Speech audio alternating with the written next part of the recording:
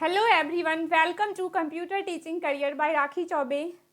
Actually, this is very first video that I am coming in front of all of you. So if I have done any mistake, please ignore it. So let's start. बहुत सारे लोग हैं आप सभी में जो comment करते हैं कि मैडम आप अपने बारे में कुछ बताइए एंड डेफिनेटली कहीं ना कहीं ये चीज़ें सही भी है कि जिन्हें हम अपनी लाइफ में फॉलो करते हैं या फिर लाइक मेंटोर मान के पढ़ाई कर रहे हैं तो हमें कुछ आइडिया हो उनके बारे में तो let me first brief about myself. Just I am like by education I am engineer. I have done graduation in computer science engineering. After that MTech from same computer science applications. So you all can see this in my about section. By profession I am teacher. Currently I am a teacher, but before that in very small age I have a lot of experience of different field. The very first job of my life, I remember that after my graduation in engineering college as an admin. So I have lot of experience like as an administrator, after that web developer, as a QA, as a MIS, after that in schooling as a private school teacher. But now currently, finally I am selected in government job and finally I am working as a PGT computer science teacher. But due to this lockdown all schools are closed, you know. तब मैंने सोचा कि मुझे जो मैंने clear किया है मुझे नहीं लगता, क्योंकि बहुत सारे लोग हैं जब उस साइड होते हैं हमें तो मन में एक डर सा होता है, या फिर हम लोग लोगों को देखते हैं कि उनके पास गवर्नमेंट जॉब है, वो गवर्नमेंट टीचर हैं, क्या ऐसा करते होंगे, उनकी सैलरी इतनी अच्छी है। लोग कहते हैं ना सोसाइटी में एक अलग ही हमारी सोसाइटी का थिंकिंग है, आप ऐसा मान लीजिए, या फिर एक मेंटेलिटी है कि गवर्नमेंट जॉब को जो गवर्नमेंट रेप्यूटेड पर्सन है उनको लोग थोड़ा सा एक अलग लेवल से देखते हैं। तो ठीक है, अगर मैं कर सकती हूँ तो आप लोग क्यों नहीं कर सकते हैं, डेफिनेटली कर सकते हैं।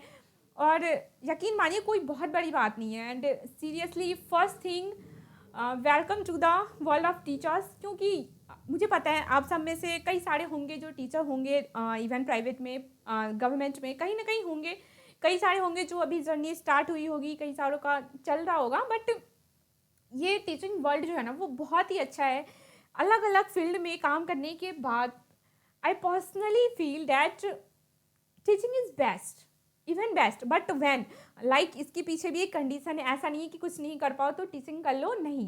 एक कंडीशन ये है कि अगर आप अपने प्रोफेशन के लिए बिल्कुल लॉयल हैं, आपको अपना मतलब खुद के और अपने स्टूडेंट्स के सामने ट्रांसपेरेंसी मेंटेन करना होगा, कोई एक पतला सा कर्टेंस भी नहीं होना चाहिए, एक हमेशा लॉयलिटी रखना होगा अपने स्टूडेंट्स के प्रति, कैंडिडेट जो भी मान लीजिए उनके प्रति।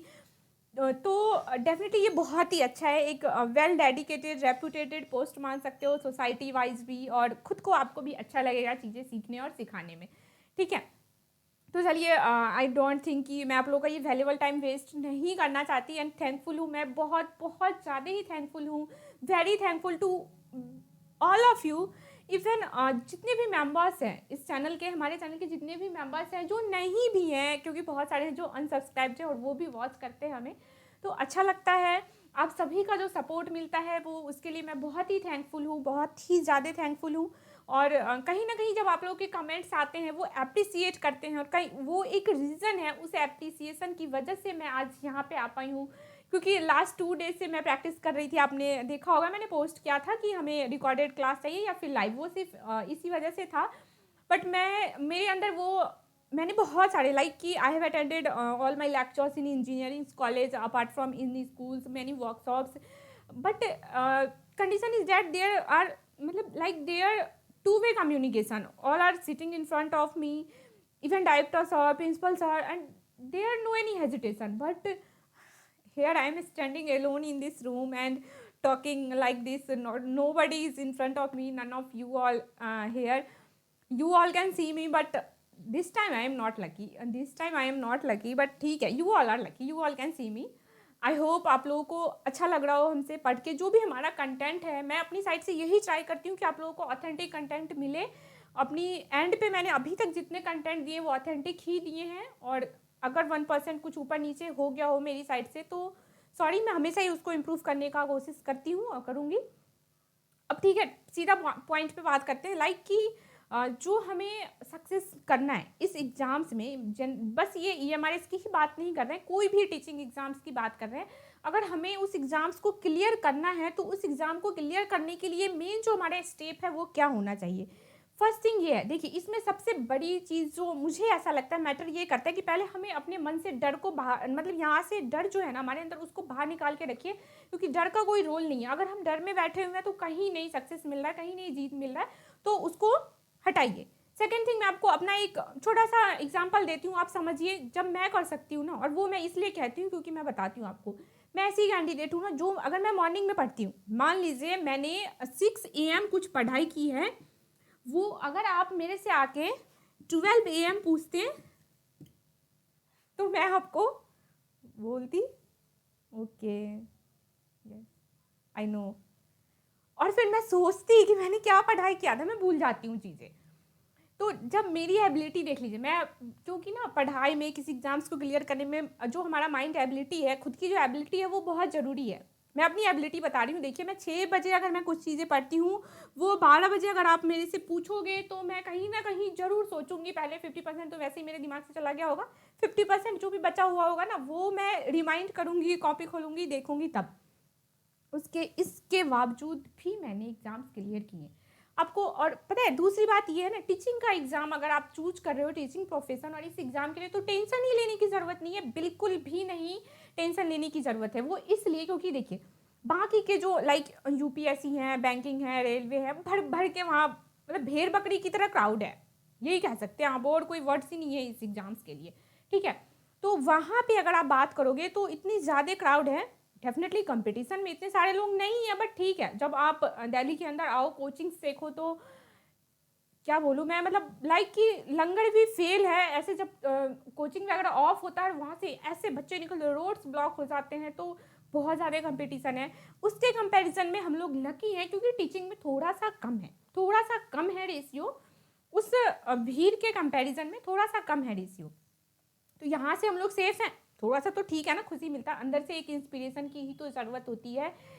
कोई भी काम अगर हम लोग करना चाहते हैं तो सबसे ज़्यादा ज़रूरी जो है ना, वो हम लोग अंदर से अगर इंस्पायर रहते हैं ना उस चीज़ को करने के लिए, अंदर से अगर आपके अंदर एक्साइटमेंट होती है ना, तो वो चीज़ें आज नहीं तो कल, कल नहीं तो परसों एग्जीक्यूट होती ही होती हैं, ठीक है। तो एक एक्साइटमेंट अंदर होना ज़रूरी है, ठीक है। हम मान लें हमारे टीचिंग ठीक है, एग्ज़ाम क्लियर हो जाएगा, कोई बड़ी बात नहीं, कितने लोग अप्लाई करती हैं, जो भी करते हैं ना 5 to 10% ही कंपटीशन में होते हैं, क्योंकि बाकी के मान लीजिए कई सारे हैं जो नहीं पढ़ाई कर रहे होते हैं सीरियसली, या फिर जब फॉर्म फिल कर दिया तब करेंगे।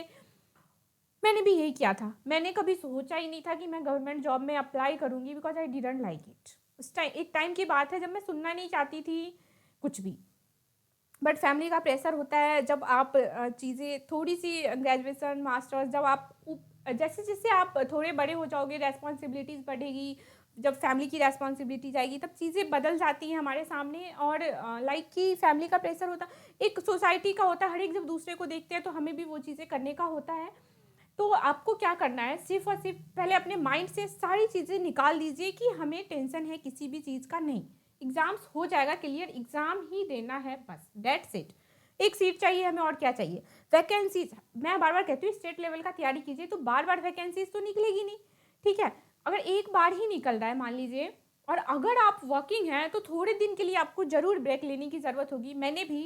मैं पता है मैंने कहीं कोई कोचिंग नहीं किया, ना ही कोई किसी का सब्सक्रिप्शन, कोई कोर्स, कुछ नहीं परचेज किया, सिर्फ 4 to 6 मंथ आप लगा लीजिए। हाँ, मैंने जॉब जरूर क्विट किया था, तो अगर ऐसे कहो तो अब मैंने फ्री में ही प्रिपरेशन किया, जो 1000 रुपये की फॉर्म आती है वही भर के ही मिला। बट कहीं ना कहीं हाँ, मैंने जब 4 to 6 मंथ जब जॉब क्विट किया, तो डेफिनेटली 1.5 से 2 लाख का लॉस तो हुआ ही। तो आप उस लॉस को यहाँ पे फीस की तरह ले लो, बट उस टाइम आपको वो लॉस देखना ही पड़ेगा। अगर आप वर्किंग है तो आपको वो चीज़ छोड़ना ही पड़ेगा, क्योंकि पैरेलली नहीं हो पाती। जब जॉब की जो रेस्पॉन्सिबिलिटीज होती है, जो बर्डन होता है, जो प्रेशर होता है, उसके साथ हम लोग प्रिपरेशन नहीं कर पाते हैं। तो कहीं ना कहीं थोड़े टाइम की बात होती है हमें कि जॉब से क्विट कर लीजिए, या फिर आप अगर मेंटेन कर सकते हैं, बैलेंस कर सकते हैं तो कीजिए। बट जैसे ही आपका फॉर्म फिलिंग का डेट निकल जाता है ना, आपने फॉर्म फिल कर दिया, आफ्टर डैट आपको कोई चांस लेने की ज़रूरत नहीं। क्योंकि हमें नहीं लगता, मतलब इस टाइम ऐसा नहीं है कि हम इस बार फॉर्म फिल कर लिए, ठीक है, अब निकले तो निकले, ठीक है, नहीं तो अगेन अगले साल फॉर्म फिल करेंगे। फिर कहीं और फॉर्म फिल करेंगे तो फिर फॉर्म ही फिल करते रह जाएंगे और इससे आगे कुछ आउटपुट नहीं मिलेगा। तो हमें इन चीज़ों के चक्कर में नहीं पड़ना है, ठाना है एग्ज़ाम क्लियर कर, मतलब फॉर्म फिल किया है, एग्ज़ाम क्लियर होगा ही होगा, मेरिट लिस्ट में हम आएंगे ही आएंगे, टीचर्स बनेंगे ही बनेंगे डेफिनेटली। और जब आप ये चीज़ें डिसाइड करते हो ना, तो आप बस डिसाइड करो ये चीज़ें और एग्जीक्यूट करो, काम करना शुरू कर दो, कोई टेंशन लेने की ज़रूरत नहीं है, हर चीज़ माइंड से निकालो। थोड़े दिन की बात होती है, मतलब मिनिमम मैं मैक्सिमम बता दूँ ना, तो टीचिंग के लिए 1 ईयर सफिशियंट है। अगर 1 ईयर से ज़्यादा आपको पढ़ने की ज़रूरत नहीं है, 1 ईयर सफिशियंट है आपको टीचिंग की जॉब के लिए, ठीक है। थोड़ा सा हमें ये जो सोसाइटी है, ये जो वर्ल्ड है, इससे थोड़ा सा आपको कट लेना होगा, क्योंकि आपको सीरियसली बैठ के पढ़ाई करना है, तो इसके लिए थोड़ा सा आपको कट लेना होगा। उससे कट लेने के बाद आप बस कॉन्सेंट्रेट कीजिए पढ़ाई पे। और सबसे बड़ी चीज़ होती है ना आज के डेट में हमारा जो ये सोशल मीडिया है, और फर्स्ट ये मोबाइल बहुत यूज़फुल है। जितना भी ऑनलाइन पढ़ रहे हैं, आज आप पढ़ रहे हो मेरे के थ्रू, लाइक मैं अपना नॉलेज शेयर कर रही हूँ कहीं ना कहीं, तो मैं अपना एक्सपीरियंस शेयर कर रही हूँ, तो ये आपको मोबाइल के थ्रू ही मिल रहा है, देख रहे हैं, ये हमारे लिए बेनिफिशियल भी है। बट ये जब पढ़ाई करने बैठते हैं ना, मान लीजिए एक वीडियो देखा, एक कोई टॉपिक किसी भी वेबसाइट से कहीं से भी पढ़ रहे हैं, ठीक है, बंद किया, उसको बैक किया, अगेन गए, कोई एंटरटेनमेंट का कभी हमने सर्च किया, कुछ भी वीडियो आ गया, डेफिनेटली वहाँ पे अगर पढ़ाई की कोई लेक्चर्स की वीडियो आएगी ना, आप उसको स्किप कर दोगे और उसको प्ले करके हम लोग देखेंगे, हंसेंगे, मजे, फिर हमारा माइंड तुरंत डिस्ट्रैक्ट हो जाता है और उसमें 100% हम लोग इंगेज हो जाते हैं। तो यही चीज़ें हमें नहीं करनी है, इन चीज़ों से थोड़ा दिन तक ब्रेकअप, मतलब लाइक ब्रेक लेना है, और उसके बाद ठीक है, जब एग्ज़ाम्स हो जाएंगे उसके बाद कंटिन्यू कर लेंगे हर एक चीज़। थोड़े दिन की बात होती है, 6 महीने काफ़ी है, 1 साल तो ठीक है, अगर हमारा लगभग साथ नहीं देता है, एग्ज़ाम्स वगैरह लेट हो रहे हैं कुछ भी, तो 1 साल मान सकते हैं, अदरवाइज 6 मंथ सफिशियंट है किसी भी एग्ज़ाम की प्रिपरेशन के लिए, किसी भी इन द सेंस टीचिंग की एग्ज़ाम की प्रिपरेशन के लिए। क्योंकि मैंने और कोई एग्ज़ाम्स नहीं दिया है, तो उसका कोई मुझे एक्सपीरियंस नहीं है, मैं नहीं बता सकती। ठीक, अब बात करते हैं हम लोग कि हमें प्रिपरेशन क्या करना है, उसकी क्या स्ट्रेटजी होगी, बहुत ही इन शॉर्ट एक बार डिस्कस कर लेते हैं। क्योंकि देखिए, जो एक दो ही पोर्शन आते हैं हमारे एग्जाम में, एक तो सब्जेक्ट वाइज आता है और एक क्या आता है, मान लीजिए एक सब्जेक्ट तो आता है, एक सब्जेक्ट होता है, एक जनरल पेपर होता है। जनरल पेपर तो कॉमन है सभी के लिए, और सब्जेक्ट वाइज जिसके भी जो सब्जेक्ट है, हिंदी है, साइंस है, कंप्यूटर है, इंग्लिश है, वो सब्जेक्ट आपको करना है। हमेशा आपको सब्जेक्ट और जनरल पेपर का रेशियो 70:30 रखना है, मैंने पहले भी बताया हुआ था। ये 70:30 बहुत काम करता है। अब देखिए, इस सब्जेक्ट को हम क्या करते हैं ना, हम यहीं पे मिस्टेक करते हैं कि जब सब्जेक्ट की प्रिपरेशन करने बैठते हैं, एग्जाम की प्रिपरेशन करने बैठते हैं, तो हम ना अपना भर के सारा टाइम ना इस सब्जेक्ट को ही कवर करने में लगा देते हैं, और जो हमारा जनरल पेपर होता है उसके लिए मतलब लास्ट में टाइम देते हैं। यही सबसे बड़ा मिस्टेक होता है हमें। क्योंकि देखिए, जब मार्क्स, मान लीजिए ये हमारा टारगेट है, यहाँ तक हमें पहुँचना है, ये क्या है, आपका टारगेट है, ठीक है, यहाँ तक आपको पहुँचना है। यहाँ तक पहुँचने के लिए ये जो सब्जेक्ट है ना, इसका मैं रोल बता रही हूँ। ये जो सब्जेक्ट है ना, मान लीजिए यहाँ तक, या फिर आप इसे थोड़ा सा हाई ले लीजिए, यहाँ तक आपको सब्जेक्ट पहुँचा देगा, बट हमारा टारगेट ये नहीं है, टारगेट तो ये है। अब ये जो जनरल पेपर है ना, ये आपको इस स्कोर को हेल्प करने में मदद करेगा, जनरल पेपर, और ये आप सब्जेक्ट का कंट्रीब्यूशन ले लीजिए। सब्जेक्ट को कितना भी पढ़ लेंगे ना, मान लीजिए 9th है, 10th है, 11th है, 12th है, टिल ग्रेजुएशन, सिलेबस अगर है भी अपन के पास, तो कितना पढ़ लेंगे, उसके अंदर जितना हमारी कैपेबिलिटी होगी हम लोग करेंगे। बट इसकी कोई श्योरिटी नहीं है कि हम लोग जो पढ़ के जा रहे हैं, मान लीजिए 100 रखते हैं, अगर आप 100 का रेशियो रखते हो सब्जेक्ट के अंदर, मतलब 100 मार्क्स का हमारा सब्जेक्ट का पेपर है, तो डैम श्योर अगर आप कितना भी अटेंड करके आओगे ना, तो इस 100 में से मैक्सिमम लगा लो आप 90, 10 तो आ ही जाते। एक तो अगर हमने कोई गलत अटेम्प्ट कर लिया, नेगेटिव मार्किंग है, तो वहाँ माइनस हो गया। सेकेंड थिंग, जरूरी नहीं हम जो पढ़ के जा रहे हैं वही आ जाए, तो 10 तो आप रिस्की लेके ही चलो। बाकी जो ये 90 मार्क्स हैं, आप ये भी 90 पता है किसको मिलते हैं, मतलब बहुत भाई साहब बहुत ही शार्प माइंड हो, लक हमारा बिल्कुल साथ दे रहा हो, कहते हैं ना, वही चीज़ें हम पढ़ के गए और वही चीज़ें हमें वहाँ दिख गया, तब 90 के चांसेस हैं, अदरवाइज ये भी नहीं होते। 70 to 75 आप एवरेज लेके चलते हो, कहीं ना कहीं ये भी कट जाता है अगर सारी चीज़ें उलट पलट हो गई, हम जो पढ़ के गए और पेपर में आया ही नहीं। इस केस में जब हम कट ऑफ तक भी नहीं पहुंचेंगे, इस केस में आपको सिर्फ और सिर्फ यही वो सेक्शन है जो पहुंचाता है। ये ठीक है, बेस बना दिया, किसी भी बिल्डिंग के लिए बेस बनाना बहुत इंपॉर्टेंट है।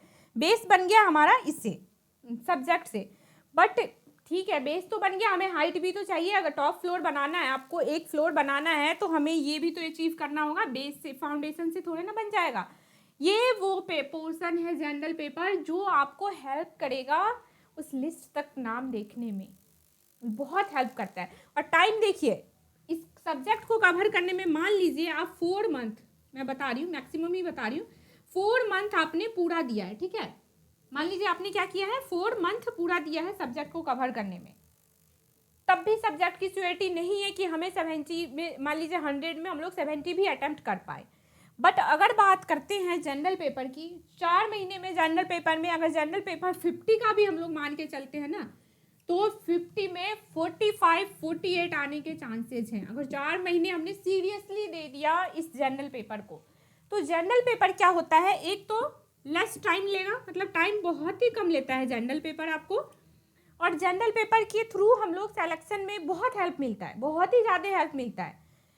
मैंने भी ये मिस्टेक किया था, मैं जनरल पेपर को बहुत कम टाइम दे रही थी, फिर बाद में जब मैंने लॉजिकली, आप सोचोगे इस चीज़ को तो आप देखना कहीं ना कहीं आपको ये चीज़ें वैलिड लगेंगी। ये वो पॉइंट्स हैं जो आपको स्कोर करने में, अच्छा स्कोर करने में हेल्प करेगी। तो लेस टाइम, बहुत ही कम टाइम लगता है और सारी चीज़ें कवर हो जाती हैं। और फिर अगर जनरल पेपर की एक बार डिटेल में देख लेते हैं, जनरल पेपर की अगर आप बात करोगे तो देखो क्या होता है। जनरल पेपर में हमें पढ़ना ही क्या है, ज़्यादा कुछ नहीं, वही सिलेबस है। किसी भी एग्जाम के लिए हम लोग अप्लाई कर रहे हैं ना, थोड़े से बेसिक जो है ना, हमारा बेसिक को पकड़ के हमेशा बैठे रहिए तो एग्जाम्स क्लियर हमेशा ही हो जाते हैं। कोई हाई लेवल की बैठ के नहीं पढ़ रहे हैं और KBS की बुक लेके 4-6-7 खरीद के आ गए रट रहे हैं, कोई फ़ायदा नहीं होता। अगर मान लीजिए जनरल पेपर की बात करें तो फर्स्ट क्या है, जनरल इंग्लिश है, ठीक है। फर्स्ट क्या है, जनरल इंग्लिश है। सेकंड आ गया हिंदी आपका, इसमें भी यही है, जनरल ही है। थर्ड पे आप प्रायोरिटी पे अगर वैसे देखो तो रीजनिंग और मैथ रखो। मैंने यहाँ से GK और CA को स्किप कर दिया, रीज़न बताऊंगी क्या है उसका, ठीक है। रीजनिंग और मैथ ले लो आप थर्ड नंबर पे। फोर्थ नंबर पे बात करते हैं अगर अपन, तो रीजनिंग और मैथ के बाद आप ले लो कंप्यूटर, ले लो, बहुत कम टाइम लेता है, तो कंप्यूटर ले लो। ये लिटरेसी की बात हो रही है या अवेयरनेस मान लो, ठीक है। फिफ्थ में आप ले लो पेडागोजी। देखिए ये कितने कम टाइम में कवर हो जाता है वो। 6 में मैं रखती हूँ GK और CA, क्योंकि GK और CA का कोई वो क्या कहते हैं उसे, लिमिट तो है नहीं, बस कर रहे हैं, आ गया तो ठीक है, नहीं है भगवान भरोसे, वही वाली बात होती है GK और CA में। तो इसलिए इसको आप रहने दो इन द सेंस, ऐसा नहीं है पढ़ना नहीं है आपको, कहीं किसी का कंटेंट अच्छा लग रहा है जो जनरल बिल्कुल ट्रेंडिंग टॉपिक है, जिसे स्टेट की अगर स्टेट वाली एग्जाम हो रही तो, अदरवाइज कुछ कुछ चीज़ें हैं जो इसमें हमें, जैसे कॉन्स्टिट्यूशन वगैरह हो गया, आर्टिकल वगैरह हो गया, उनको देखने का हमें बहुत ज़रूरत होता है। तो ये GK एंड CA के कुछ एक टॉपिक्स हैं जिनको देख लेंगे तो काम चल जाएगा। आया उसमें से तो ठीक है, 2-4 नंबर मिल जाएंगे, नहीं आया तो भी ठीक है, ऐसा इसको मान के चलिए, क्योंकि इसमें टाइम ही वेस्ट लगता है मुझे। जब हम अपन का टारगेट ही है 6 महीने में पढ़ना है और एग्जाम क्लियर करना है, तो कहाँ ये, इसको छोड़िए, थोड़ा बहुत देखिए, ठीक है, ओके। जनरल इंग्लिश की बात करते हैं तो 6 से 7 टॉपिक है, इससे ज़्यादा कुछ है ही नहीं। 1 वीक या 10 डेज, इससे ज़्यादा नहीं लगेगा, या 10 डेज, हाँ ठीक है, 10 डेज काफ़ी है जनरल इंग्लिश के लिए। हमें क्या करना है, क्वेश्चन थोड़ी ना ज़्यादा प्रैक्टिस करना है, पैटर्न पता है अगर तो MCQs बस थोड़े बहुत सॉल्व करने हैं, हो जाएंगे ये, उसमें से आ गए हैं तो ठीक है। और आ ही जाते हैं इन द सेंस एग्जैक्ट वही क्वेश्चन नहीं मिलेगा, बट वो पैटर्न जो पता होता है ना हमें, ये वो पोर्शन है ना जो हम बचपन से ही पढ़ते आ रहे होते हैं, ठीक है। थोड़ा सा इस ग्रेजुएशन लेवल में आके वो चीज़ें हमारी प्रैक्टिस में नहीं होती है। अगर 1-2 बार प्रैक्टिस करोगे आप इन चीज़ों को, तो ये हमारे माइंड में पहले से भी पढ़ते आ रहे होते हैं और अब दोबारा पढ़ रहे हैं, तो वो सेट होती है, वो भूलते नहीं है, और ना ही वो चीज़ें गलत होती है, वहाँ पे फटाफट बन जाता है, टाइम भी ज़्यादा इंगेजिंग नहीं होता है ये। तो आपको इंग्लिश, हिंदी, इनको कर लीजिए पहले। रीजनिंग और मैथ के कुछ एक ही टॉपिक है, टीचिंग लेवल के एग्जाम्स में कोई बहुत हार्ड एंड फास्ट रीजनिंग नहीं आता है। मैं खुद अपना बताती हूँ, मुझे कोई बहुत ज़्यादा तगड़ा रीजनिंग नहीं आता है, नहीं मैंने कभी बैंक वगैरह का प्रिपरेशन किया है, तो ऑलरेडी मेरा रीजनिंग और मैथ का, I love math is my favourite subject, तो मैथ्स में तो ठीक ठाक थी। रीजनिंग तो भगवान भरोसे, पहले ही बता रही हूँ, रीजनिंग भगवान भरोसे था। भगवान भरोसे इन द सेंस ठीक ठाक पढ़ा, उतना ही पढ़ा जितना कि एग्जाम्स के लिए इंपॉर्टेंट था। अगर हम लोग सटीक चीज़ें पढ़ के जाए ना, तो थोड़ा सा भी पढ़ते वो वहाँ हेल्प कर जाता है। वही पढ़े जो वहाँ आए, इतना पढ़ लिया और काम का कुछ भी नहीं पढ़ा जो वहाँ आना है, तो कोई फ़ायदा नहीं होता। वैसी चीज़ों से बचे, स्किप करें। तो यहाँ पे रीजनिंग और मैथ की बात हो रही है, इनमें थोड़ा सा टाइम लगता है, बट ठीक है, काफ़ी इंटरेस्टिंग होता है। मार्क्स स्कोरिंग ये वो पोर्शन है, अगर मान लीजिए आपके 10 मार्क्स के रीजनिंग आ रहे हैं ना, तो 10 में से 10 भी दिला सकता है ये रीजनिंग और मैथ, वो पोर्शन है। तो जब हम श्योर हैं इस चीज़ के लिए कि ये हमें 10 मार्क्स में 10 दिला सकता है, तो क्यों हम लोग इसके पीछे माथा पिच्ची करें, है ना? क्यों इसके पीछे हेडेक ले यार, ये देखो वो नेम हिस्ट्री के वो राजा है, वो महाराजा है, इतने ईयर्स में ये हुआ वो हुआ, याद कुछ ना होता, वही भूल जाता। मैं पहले कह रही हूँ ना, मेरी मतलब क्या कहते हैं उसको, रिमेम्बरिंग कैपेबिलिटी जो है वो बहुत ही कम है, भूल जाती हूँ मैं तुरंत ही, तो ये मेरे तो पल्ले नहीं पड़ता। ठीक है, जो चीज़ें होती है ना, जैसे मैंने आर्टिकल कॉन्स्टिट्यूशन वगैरह कुछ चीज़ें इंपॉर्टेंट है, उनको करना जरूरी होता है। मैथ हो गया, ये बहुत 100% स्कोरिंग है। कंप्यूटर कुछ 1000-1500 क्वेश्चन हैं और आपको 5 से 10 नंबर, अगर आप स्टेट लेवल की बात करें तो ठीक ठाक आता है। इसमें भी जनरल पेपर में दिख जाएगा आपको इसके क्वेश्चन, तो 5-10 नंबर ये भी आपको श्योर करा देता है। ठीक है, तो ये ज़्यादा अच्छा होता है। पैडागोजी, अगर हमने बीएड कर रखा है तो उस टाइम हमने पढ़ाई होता है, तो कोई दिक्कत तो है नहीं कि अगर हमने पढ़ाई किया हुआ है पैडागोजी के, तो कुछ एक MCQG तो प्रैक्टिस करने हैं। ठीक है, जीके और सीए का स्टेटस बता ही दिया, ये आप पे डिपेंड करता है आप कितना टाइम इसको देते हो। इसके अलावा एक न्यू करेंट टॉपिक जो ऐड हुआ है अभी, वो है NEP 2020। ये हमारे फर्स्ट एग्जाम एक्चुअली अभी उसने क्लियर कर दिया है सिलेबस में, बट ये अगर किसी एग्जाम्स में क्लियर नहीं किया है ना, तो भी वो NEP को जरूर कवर कर लेगा जीके और सीए के अंदर। और थोड़े दिन की बात है, 1 साल भी वेट कीजिए बस, जितनी भी वैकेंसी जाएगी ना, सब में ही ये सिलेबस में ऑलरेडी ऐड हो ही गया, सब जगह भी इम्प्लीमेंट भी हो रहे हैं। 2022 से तो हर स्कूल में इम्प्लीमेंट हो रहे हैं, तो ये इम्प्लीमेंट जब हो रहा है तो हर एक एग्जाम्स में आएंगे। ट्रेंडिंग टॉपिक है, डेफिनेटली क्वेश्चन आएगा, और बहुत ही कम टॉपिक्स हैं जिनको करने हैं मुझे और स्कोरिंग है, तो NEP को मत छोड़िएगा। वेदर ये अपकमिंग ईयर्स में काफ़ी इंपॉर्टेंट, जो अपकमिंग 1 to 2 ईयर्स है ना, उस एग्जाम्स के लिए काफ़ी इंपॉर्टेंट है, तो NEP कर लीजिए और ये पोर्शन कर लीजिए। हमारे 50-60 मतलब जितना भी वेटेज होगा ना उसका, अगर 50 में से नहीं कम भी करते हैं, इस पर आप ना, मैं बोलती हूँ 1 मंथ ठीक है, और 1 मंथ नहीं भी दे रहे, एग्जाम पास है 2 मंथ ठीक है, और अगर नहीं एग्जाम पास है तो आप 1.5 मंथ दे दो इसको। ठीक है, कितना दे दो, 1.5 मंथ दे दो, काफ़ी है। 1.5 महीने में ये अपन टारगेट लेके चलते हैं, मैं बताती हूँ 1.5 महीने के अंदर अपन को ये सेक्शन कवर करना है। मैं अपना भी टारगेट यहाँ पे रखती हूँ, क्योंकि मैं इस टारगेट को लेके अगर यहाँ पे आप लोगों को लेक्चर्स दे पाऊंगी, तो आप लोग भी वहाँ पे कहीं ना कहीं अच्छे से एफर्ट करके उसको 1.5 महीने के अंदर कंप्लीट कर लीजिएगा। ठीक है, तो 1.5 महीना अपना टारगेट रखिए। जनरल पेपर बहुत से बहुत थोड़ा सा आपका स्लो चल रहा है, प्रिपरेशन वगैरह कोई फंक्शंस वगैरह है, तो 2 महीने कर लीजिए, बट ठीक है, इससे ज़्यादा इसको नहीं देना है, इनमें कवर कर लेना। अब ये वो चीज़ें हैं ना जो सिर्फ एक बार ही हमें पढ़नी है, उसके बाद हमें पढ़ने की ज़रूरत नहीं है, और ये काफ़ी स्कोरिंग्स होता है, हेल्प करता है। सब्जेक्ट पोर्शन में हमारे अगर इस प्लेटफॉर्म की बात करें तो मैं PGT कंप्यूटर साइंस और IT वाले को ही सब्जेक्ट कवर करवा पाऊंगी, बाकी English, Hindi, science, math, geography, physics जो भी सब्जेक्ट है आपका, इसके लिए मैंने पहले भी क्लियर किया था और मैं अभी बोल रही हूँ अगेन कि आपको इसके लिए मतलब आपको जहाँ पे भी सूटेबल प्लेटफॉर्म लग रहा है आप वहाँ से कवर कीजिए। जनरल पोर्शन जो है वो मैं करा दूँगी, स्ट्रेटजी वगैरह कैसे क्या आपको फॉलो करना है एग्जाम्स में, क्या मतलब हर एक चीज़ आपको सक्सेस होना ही होना है। मैं चाहती हूँ कि कहीं ना कहीं मैं आप लोगों को कहीं थोड़ा सा भी अगर मैं कॉन्ट्री कर पा रही हूँ इस चीज़ में कि लाइक आप लोग सक्सेस हो रहे हो अपने एम को पाने में, जो आपका सपना है वो पूरा हो रहा है, तो मुझे बहुत खुशी मिलेगी इस चीज़ की, और मैं अपनी साइड से 100% जितना दे सकती हूँ दूंगी। बाकी आपको कहीं भी किसी भी प्लेटफॉर्म से मिले आप वहाँ से पिक कीजिए, हमें पढ़ाई करना, हमें कोई मतलब नहीं है कि वो पढ़ा रहा है ये पढ़ा रहा है, नहीं, आपको जहाँ से कंटेंट यूजफुल लगता है आप उसको वहाँ से पिक कीजिए और पढ़ना स्टार्ट कीजिए। ठीक है, तो आई होप आज के लिए इतना ही काफ़ी है। अगर मैंने आई डोंट नो ये वीडियो कितना यूज़फुल होगा आपके लिए, और actually this is my first experience and I just don't want to delete this, I just want to share with all of you, that's why I am going to upload you. Please if like कि अगर मैंने आप लोगों का time waste किया हो या कहीं क्योंकि ये एग्ज़ाम्स टाइम है या फिर कुछ भी, तो again sorry for this, but मैं कोशिश करूँगी, मैं अपने पूरी 100% कोशिश करूँगी कि मैं इसको इम्प्रूव कर पाऊँ डे बाय डे, और एक अच्छा कंटेंट, अच्छा मटेरियल, और इस बात की तो गारंटी है कि आपको ऑथेंटिक कोई भी रिपोर्ट अगर यहाँ पे मिल रहा है तो ऑथेंटिक ही मिलेगा, कोई फर्जी ऐसा कुछ नहीं मिलेगा। क्योंकि एक है जो उन्होंने कमेंट किया था, मैं कमेंट जनरली सबका लेती हूँ कि मैम आप व्यूज़ पाने के लिए कुछ मत बनाया करो, मुझे नहीं लगता मैंने अपनी एंड से ऐसा कुछ पोस्ट किया है, और अगर किया है तो मैं कोशिश करूँगी अब ना करूँ, बट मैंने किया नहीं ऐसा कुछ।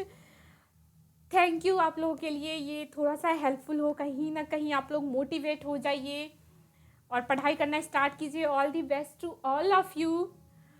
आई होप आप सभी सक्सेस हो। मिलते हैं फिर से कल से, या फिर कल नहीं हो पाया अगर मैं लेक्चर वगैरह प्रिपेयर करूँ मटेरियल वगैरह, तो परसों से डेफिनेटली एक वीडियो लेक्चर आप लोगों को मिल जाएगा। हर एक अभी सब्जेक्ट ये कवर करेंगे जनरल पेपर, और मैं कोशिश करूँगी पीजीटी कंप्यूटर वालों को भी सब्जेक्ट का दे पाऊँ, क्योंकि टाइम नहीं मैनेज हो पा रहा है थोड़ा बहुत, तो इस वजह से नहीं आ पा रहा है वीडियो। ओके।